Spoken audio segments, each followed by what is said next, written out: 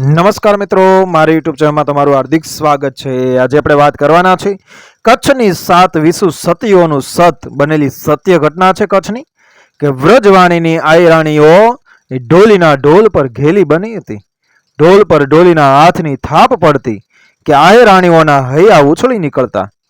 ગોકુળની ગોપીઓ જેમ કનૈયાની બંસી પર ઘેલી તૂર હતી તેમ વ્રજવાણીની આયરાણીઓ ઢોલીના ઢોલ પર દીવાની હતી।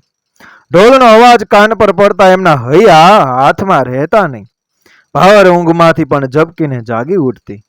રડતા છોકરાને છોડી દઈને એક શ્વાસે ઢોલના બજવૈયા પાસે પહોંચી જતી। ઢોલ પર પડતી દાંડીની કડકડાટી કાને આવતા ગાયો ભેંસોને દોઈ રહેલી એ આયરાણીઓ દૂધની તાંબડીને ભોંય પર પછાડીને ભાગવા લાગતી। સંગીતના તાનમાં તરબોળ બનેલી વ્રજવાણીની વનિતાઓને ઢોલીના ઢોલની કંઈ અજબ લેહ લાગી હતી। જે જ્યાં સાંભળતી તે ત્યાં જ રાસના રંગમાં આવી જતી। એક જ ચોટે ઢોલી પાસે પહોંચી જઈને જ્યારે તે રાસની રમઝટમાં જામી જતી ત્યારે જ જમતી। ઢોલનો બજાવનાર ઢોલી વ્રજવાણી ગામનો એક લંગો હતો। ઢોલની તાલીમ એને ગળથુથીમાંથી જ મળેલી હતી। એ પણ રાત દિવસ ઢોલના તાલમાં જ તલ્લીન રહેતો। એની સાધના પણ અદ્ભુત હતી। એણે પોતાનું તમામ જીવન એ ઢોલના તાન પર કુરબાન કર્યું હતું।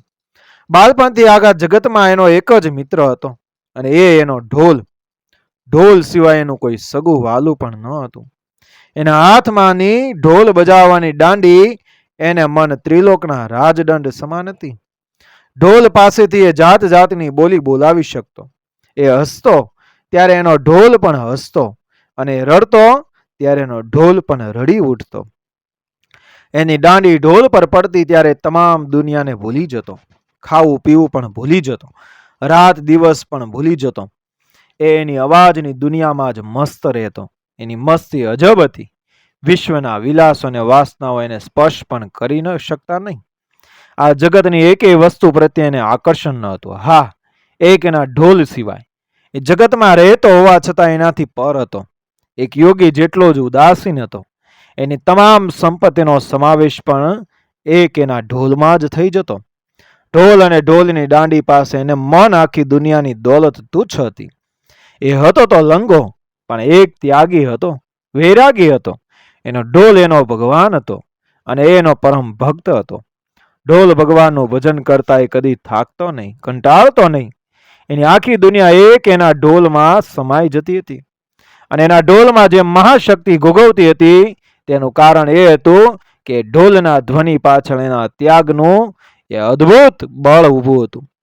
એની દાંડીમાં અનાસક્તિ યોગની તાકાત હતી।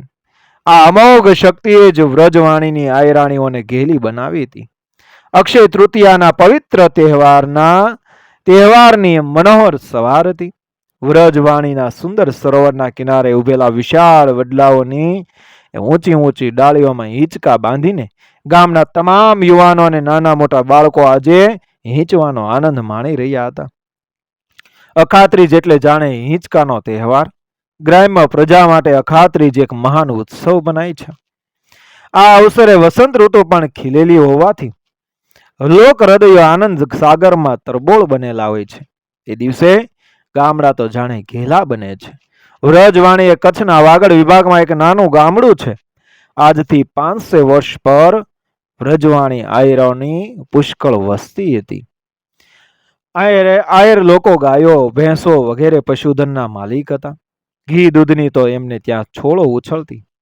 ઘી દૂધ અને માખણના સતત સેવનથી એમના શરીર માસલ અને મસ્ત બન્યા હતા।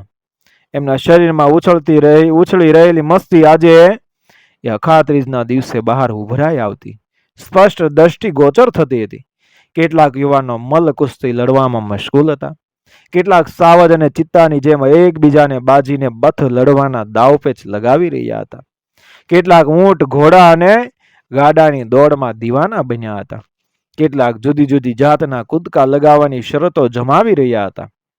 આખું વ્રજવાણી ગામ આજે આનંદ સાગરમાં ઝૂલી રહ્યું હતું।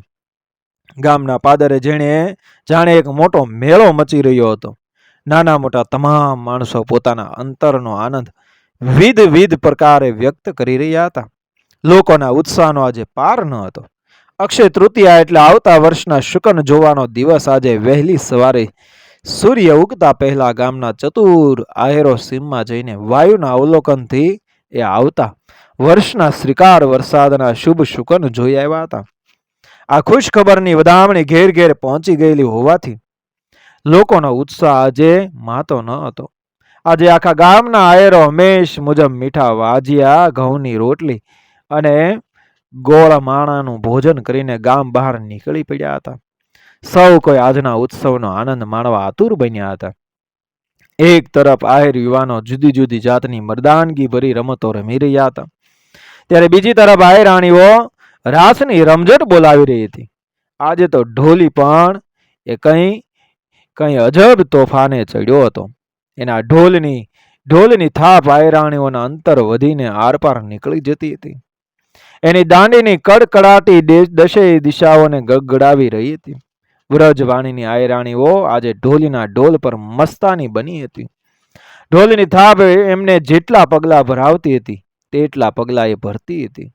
એમની ગતિનો વેગ પણ ઢોલના તાલ પ્રમાણે જ વધતો હતો અને ઘટતો હતો. ઢોલની દાંડી ઘડીકમાં ચલતીની ચાલ પકડતી અને ઘડીકમાં ધીમી પડતી હતી. રાસ રમતી રમણીઓની ગતિ પણ ઢોલના ધ્વનિનું અનાયાસે અનુકરણ કરતી હતી. ઢોલની થાપ જ્યારે ફેર ફદુડી ફરવાનો ધ્વનિ પકડતી ત્યારે તમામ રાસ રમનારી રમણાઓ એની સાથે જ ફૂદડી ફરી જતી. હાથી દાંતના જાડા ચૂડલાવાળા એમના હાથની તાળીઓ પણ ઢોલના અવાજ સાથે એ ત્રમઝટ મચાવતી દૂર દૂર સુધી સંભળાતી હતી. એમના પગનો ઠમકો ઢોલની દાંડી પ્રમાણે જ ઠમકતો હતો. પગે પહેરેલા કાંબી ગડલાનો મીઠો રણકાર વાતાવરણમાં કઈ અજબ માધુર્ય રેડતો જતો હતો. આયરાણીઓ આજે ઢોલીના ઢોલ પર મંત્ર મુગ્ધ બની હતી. દીપકની આસપાસ ચક્કર લગાવતા પતંગો જેમ દીવાના બને તેમ આયરાણીઓ ઢોલની આસપાસ એ દીવાની બની હતી. આયરાણીઓ એ ઢોલી પર ઝૂલી રહી હતી. ઢોલી ઢોલ પર ઝૂલી રહ્યો હતો. દુનિયાની અન્ય એકેય વાત અહીં અસ્તિત્વ ધરાવતી ન હતી. જંગલના ઝાડવા પણ આજે રાસની રમઝટ જોવામાં જાણી લીન બન્યા હતા. જોબનવંતી યુવાન આયર સુંદરીઓની સુંદર દેહ કળીઓ ઢોલીની આસપાસ ફરફર ફૂદડી ફરી રહી હતી. કમળના પુષ્પની આસપાસ ભમરાઓ ગુંજાર કરી ઉઠે તેમ વ્રજવાણીની આયરાણીઓ આજે ઢોલની આસપાસ મીઠા ગુંજારાઓ કરતી ફરી રહી હતી. એમના પગલામાં આજે વીજળી જેવી તરલતા આવી ગઈ હતી. એમના વદન પર આજે જાણે ચંદ્રમાની ચાંદની પોતાના શીતળ મધુર તેજ સાથે ચડી બેઠી હતી. તારા ટપકી વાળા જાડા પણ સુઘડ વસ્ત્રો આ સુંદરીઓના સૌંદર્યને અને અનેક ગણું ચમકાવી રહ્યા હતા. વ્રજવાણી ગામની સુંદરીઓની સુંદરતા આજે જાણે રમણે ચડી હતી. ગામના આયર યુવાને પણ પોતપોતાની રમત ગમતને છોડી દઈને એ રાહડાની રમઝટ જોવા માટે આ રમણી વૃંદ પાસે આવી પહોંચ્યા હતા. વાટે ચાલતા વટે માર્ગો પણ પોતાના કામોને ભૂલી જઈને ઘડીભર અહીં જ એ અટકી જતા હતા. સાંજ પડી. ગાયો ભેંસો ઘાસ ચારો ચરીને સીમમાંથી પાછી આવી. વટે માર્ગો વિખરાઈ ગયા. તમામ આહેરો પણ પોતપોતાને ઘેર પહોંચી ગયા. રહી માત્ર રાસના રસ સાગરમાં મસ્તાન બનેલી રાસ રમણીઓ. ઢોલના તાન પર ગુલતાન બનેલી આ આહિર સુંદરીઓ કુંજળીઓના વૃંદ જેવા તીણા કંઠે જંગલ અને ઝાડીને ગજાવતી રાહડાની રમઝટ બોલાવી રહી હતી. જરા વધુ સમય વ્યતીત થયો. ગાયો ભેંસોને દોહવાનો વખત પણ થઈ ગયો. વાછરડા ભાંભરવા લાગ્યા. પારડા બરાડવા લાગ્યા. ગાયો ભેંસો પણ અકળાઈને પોકાર કરવા લાગી. ઘર ધણિયાણીને બોલાવતી ઊંચે અવાજો બા બા ભાં ભાં કરવા લાગી. પરંતુ એમની પીઠે હાથ ફેરવનાર અને એમને દોહનાર આહિર યુવતીઓ તો આજે રાસની રસ મસ્તીમાં એટલી રસમસ્ત બની ગઈ હતી કે પશુધનની સાથે એમના પોતાના પેટના બાળકોને પણ વિસરી ગઈ હતી. સૂરજ આથમી ગયો. વૈશાખી તૃતીયાની વંકડી ચંદ્રરેખા આકાશને ઓવારે ચમકી ઉઠી અને વનની વનદેવીઓ સમી આહિર રમણીઓને રાસ રમતી જોવા માટે આકાશમાં ઘડીભર અટકી ગઈ. રસ રંગમાં રંગાયેલી આ કોકિલ કંઠી કામનીઓના રંગરાગનો જટ અંત આવે એવું ન જણાતા આકાશની ચંદ્રરેખા પણ પોતાની ઝાંખી ચાંદનીને સંકેલી લઈને આખરે ચાલતી થઈ. વાળું કરવાનો વખત પણ વીતી ગયો. રડતા બાળકો રડી રડીને આખરે ભૂખ્યા તરસ્યા ઊંઘી ગયા. આમ છતાં એકેય આહિર સુંદરીઓ રાહડાની રંગતમાંથી ઊંચું માથું પણ કરી શકી નહીં. જંગલને મંગલ બનાવતી આ રસ રમણીઓ આજે આખા જગતને જાણે ભૂલી ગઈ હતી. ઢોલીના ઢોલે આજે એમના પર કઈ જાદુઈ ભૂરકી છાંટી હતી. વ્રજવાણીનો ઢોલીડો આજે વ્રજ વિહારી કાન જેવો કામણગારો બન્યો હતો.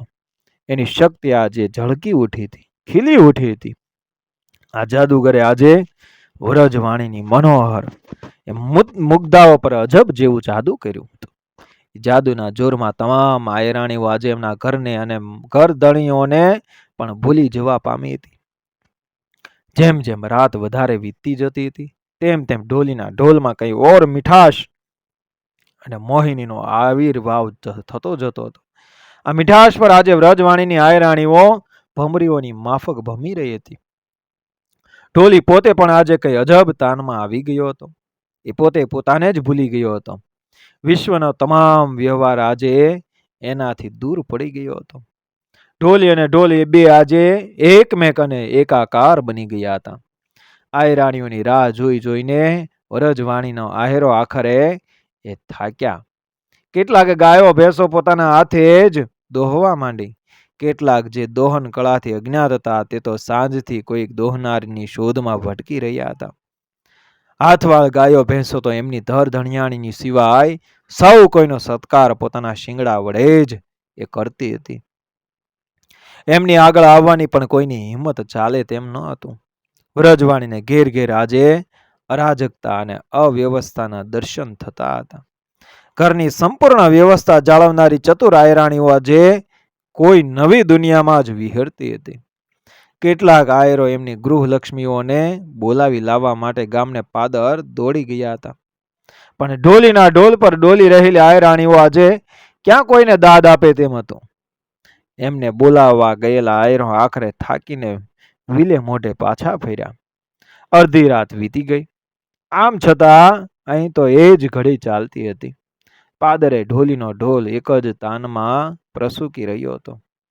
અહીંના અલૌકિક આનંદ પર પોતાની જાતને પણ ન્યોછાવર કરી દેવા જાણે અધીરી બની હોય એવી આયરાણીઓ આજે ઢોલીના ઢોલ પર એક જ તાલમાં ફરી રહી હતી.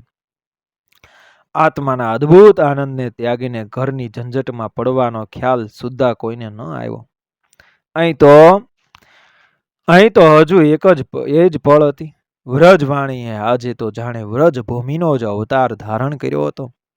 ગોકુળનો કનૈયો જાણે ઢોલી બનીને વ્રજવાણીમાં આવી પહોંચ્યો હોય એવો ઘડીભર ભાસ થતો હતો.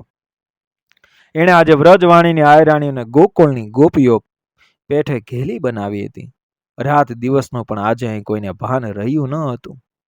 મોરલીના મનોહર નાદ પર જેમ મણિધર ભાન ભૂલીને ડોલવા લાગે તેમ વ્રજવાણીની આયરાણીઓ ઢોલીના ઢોલ પર ડોલી રહી હતી. પ્રભાતનો ઉજાસ પૂર્વાકાશમાં પોતાનો પ્રકાશ પાથરવા લાગ્યો.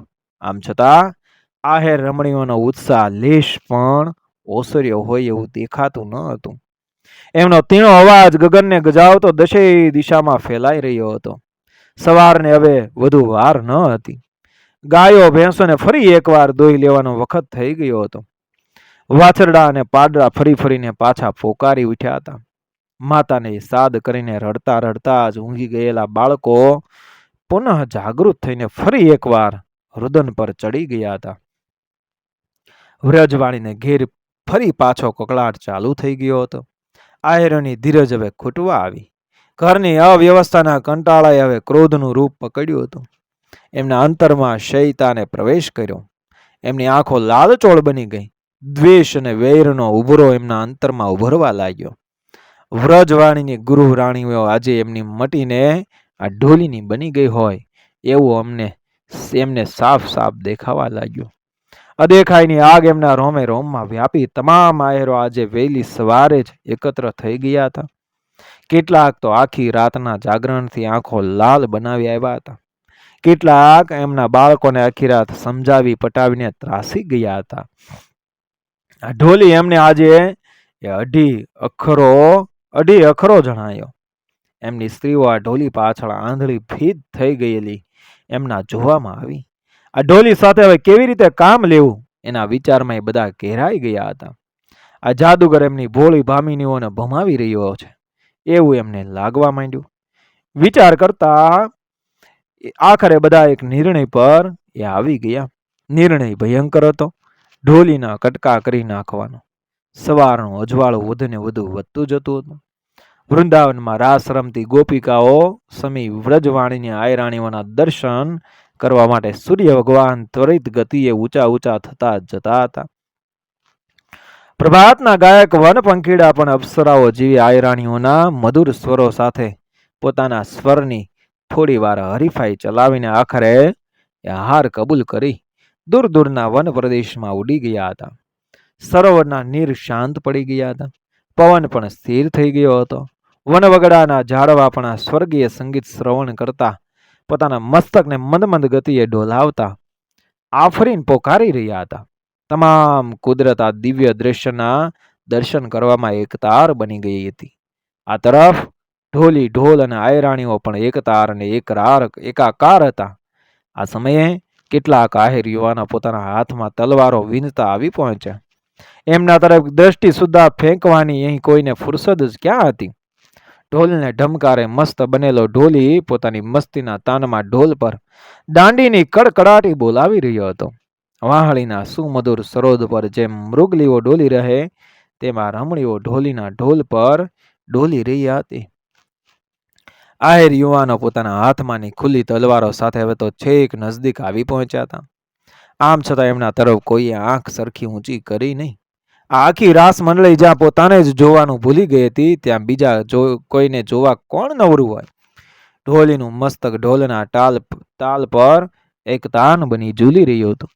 આહિર યુવાનો તક સાધીને ઢોલીની લગોલગ આવી પહોંચ્યા. એક જ ઝટકે ઢોલ પર ઝૂલી રહેલા ઢોલીનું મસ્તક એમણે ઉડાવી દીધું. આનંદથી છોડો ઉછાળી રહેલા ઢોલીના મસ્તકમાંથી હવે ઉષ્ણ રક્તની છોડો ઉછળવા લાગી. માથું ઉડી જવા છતાં ઢોલીના હાથમાં રહેલી દાંડી હજુ તાલબદ્ધ એ ઢોલ પર પડતી રહી હતી. એના હાથની થાપ પણ ઢોલ પર એક સરખી પડતી જતી હતી. પણ આ ક્રિયા ઘણો વખત ટકી રહી નહીં.